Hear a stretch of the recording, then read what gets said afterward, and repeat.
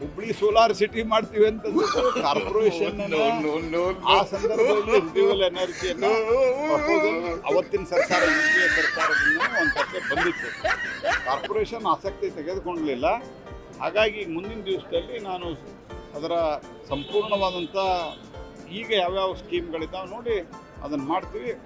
ಬೀದರ್ನಲ್ಲಿ ಈಗಾಗಲೇ ಒಂದು ನಮ್ಮ ಸೋಲಾರ್ ಪಾರ್ಕ್ ನಡೀತಾ ಇದೆ ಮತ್ತು ಸೋಲಾರದಲ್ಲಿ ಒಟ್ಟಾರೆ ರಿನ್ಯೂವಬಲ್ ಎನರ್ಜಿಯಲ್ಲಿ ಭಾರತ ಮುಂಚೂಣಿಯಲ್ಲಿದೆ. ಈಗ 2014ನೇ ಇಸ್ವಿಯೊಳಗೆ ಕೇವಲ 76 ಗಿಗಾವಾಟ್ ಉತ್ಪಾದನೆ ಆಗ್ತಾಯಿದ್ದಂಥ ರಿನ್ಯೂವಬಲ್ ಎನರ್ಜಿ ಇವತ್ತು ಸುಮಾರು 293 ಗಿಗಾವಾಟ್ ಉತ್ಪಾದನೆ ಆಗ್ತಾಯಿದೆ.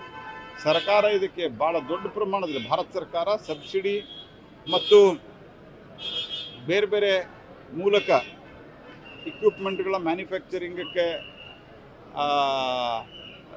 ಪಿ ಎಲ್ ಐ ಸ್ಕೀಮು ಇತ್ಯಾದಿ ಎಲ್ಲವನ್ನು ಮಾಡಿ ಭಾಳ ಈಗ ಪಾವಗಡದಲ್ಲಿ ಆಗಿದೆ. ಅದು ಭಾರತ ಸರ್ಕಾರದ ಯೋಜನೆಯಲ್ಲೇ ಆಗಿರೋದು. ಅದು ರಾಜ್ಯ ಸರ್ಕಾರ ಇಂಪ್ಲಿಮೆಂಟ್ ಮಾಡಿದೆ. ಹಾಗಾಗಿ ಈ ಎಲ್ಲ ಸ್ಕೀಮ್ಗಳನ್ನು ನಾವು ಕರ್ನಾಟಕಕ್ಕೂ ಆದ್ಯತೆ ಮೇಲೆ ಕೊಡ್ತೀವಿ. ಮತ್ತು ಕರ್ನಾಟಕದ ರಾಜ್ಯದ ಇದಕ್ಕೆ ಸಂಬಂಧಿಸಿದ ಸಚಿವರು ನನಗೆ ಫೋನ್ ಮಾಡಿದರು, ನಮಗೆ ಇದರಲ್ಲಿ ಭಾಳಷ್ಟು ಸ್ಕೋಪ್ ಇದೆ, ನಾವು ಪ್ರಾಜೆಕ್ಟ್ ತೊಗೊಂಬರ್ತೀವಿ ಅಂತ. ನಾವು ಖಂಡಿತವಾಗಿಯೂ ನೀವು ಬರ್ರಿ, ನಾವು ನಿಮ್ಮ ಜೊತೆಗೆ ಇರ್ತೀವಿ ಭಾರತ ಸರ್ಕಾರ.